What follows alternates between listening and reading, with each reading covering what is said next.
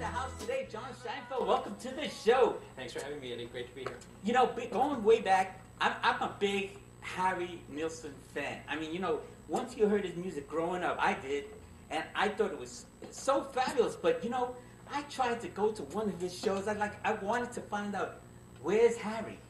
Everybody, the Beatles were out Harry there. was nowhere. Yeah, Harry was nowhere. The Beatles were every place. The Rolling Stones were every place. And all the upcoming groups, Santana and, you know, all, Hendrix, you know, you're able to see those. But Harry, you know. Harry was one of the few rock and roll stars who sold a lot of records and was really famous and won a lot of awards. Never once performed live in concert. He just would not do it. And it's a bit of a mystery, but we solved the mystery in our film, Who is Harry Nilsson? You most certainly did. You know, by the way, for those viewers out there, this is so well put together. You know, when you told me that you never met Harry Nilsson, I was totally amazed. It was like you was his best buddy right there. Or the fly on the wall getting all this down. You got some great footage there. Was that all archived footage? Well, the footage came from a lot of different places. And it's the challenge we had with this film was because Harry didn't perform live, because he only did a handful of TV shows, how do you tell a story about a guy that you don't have a lot of film on? So we cast a very wide net all around the world, archives around the world, entertainment archives, news archives. We went to Harry's friends who gave us home movies. His widow gave us photographs and home movies and home videos. So there was a lot of goodwill because a lot of people loved Harry, and we got all this material that we were able to weave into the storytelling for the film. But if you have that feeling that you're a fly on the wall, then I've done my job properly as a filmmaker. And hopefully it's a great, entertaining film that people will want to come and see. I'm gonna go see it at least 2-3 more times. It was like, I love this guy. I you know, that's from the bottom of my heart. You know, we're getting ready to go to the New York Film Festival. We're gonna see a lot of old movies. You know, we're gonna cover that. And one thing that I do carry with me is those special films that like you can always remember. You know, there's a lot of, you know, in the course of a film festival, you can see tons and tons of movies. But the ones that really stick to you are the ones that you're going to remember, and this is definitely one of them.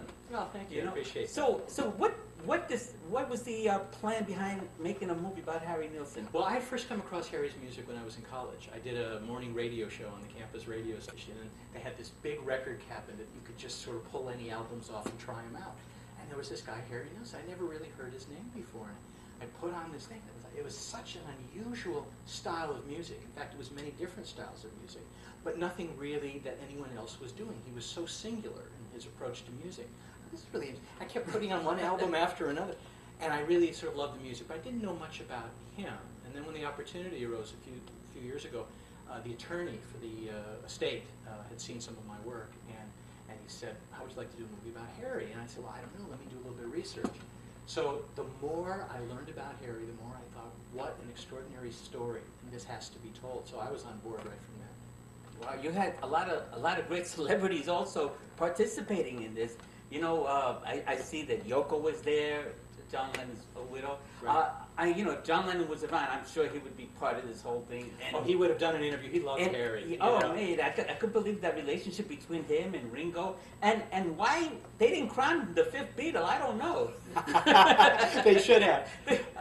Well, what's very interesting is that I started off when I was going to decide who we were going to interview for this film. I didn't want like rock critics or music writers. I wanted people that actually knew Harry and could speak to his life and to his personality with credibility and legitimacy. So we went to only people that knew him.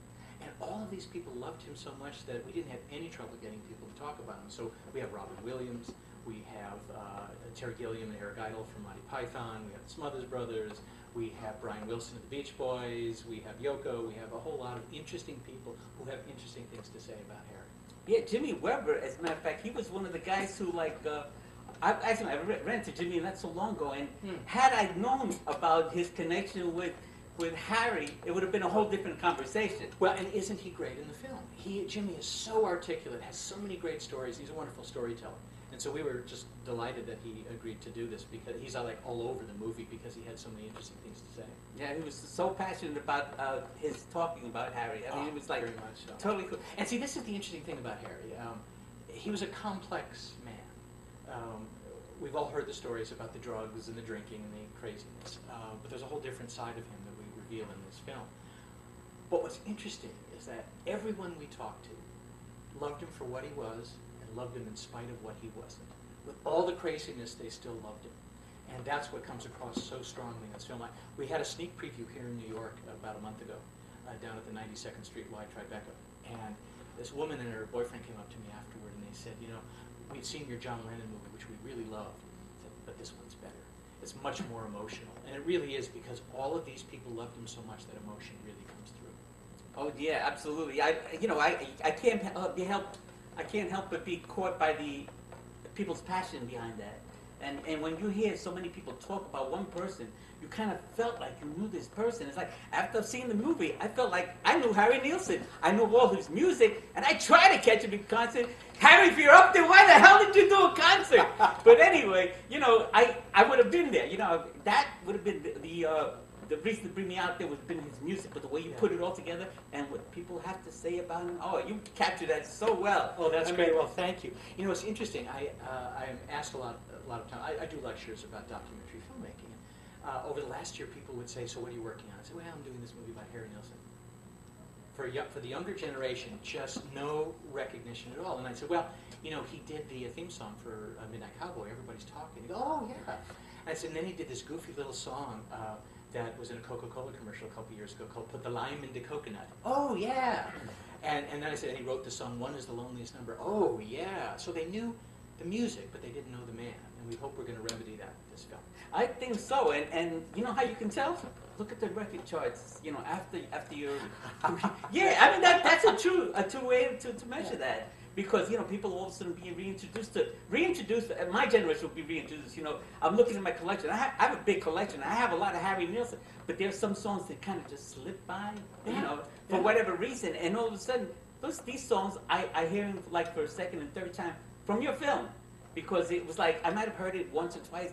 All of a sudden I'm saying, wow, this is still good. You know, let me bring it out, dust it off, and do something with this. And also with his music, yeah, I could see doing an updated version. Somebody, a producer, getting out there and remixing his music for today's times. Oh, see, isn't that interesting? Well, what we have found is a lot of young artists in their teens and early 20s, they've discovered Harry to some small degree.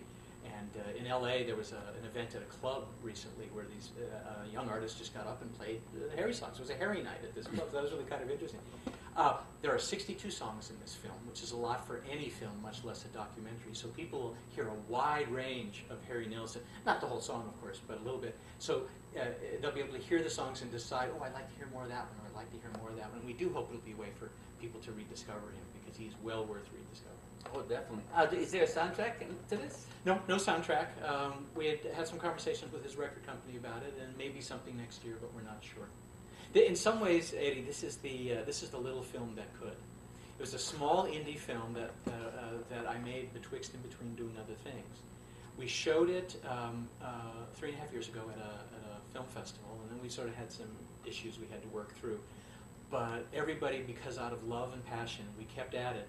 And now here we are. We're opening in New York on Friday, September 10th at the Cinema Village, and then we open up in LA at the Sunset 5 Lemley on September 17th, and we're hoping theaters all across the country right after that. Well, viewers, how can our viewers get a hold of the information? Because they, you know, I recommend this to all our viewers, definitely. It's a must-see. It doesn't matter whether you're into hip-hop, into rock, it doesn't matter. All this music comes across no matter what genre of music you're in. Yeah, and that's the thing about Harry is that each album he did was different. Each one sort of was a different style, a different notion, and so everybody can find something they like in Harry.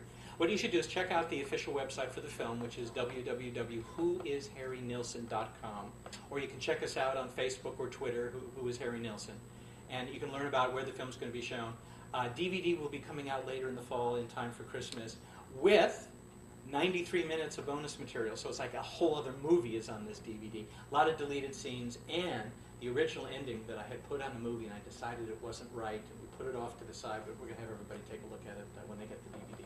Well, I'm not going to tell anybody about it, because you got a lot of surprises in this. You know, you took me in a lot of directions. That growing up in Brooklyn, when I heard his encounter going back to Brooklyn, I felt that, you know, to be a legend in certain circles, because if he had done some concerts, they would have seen him and they would have known about him.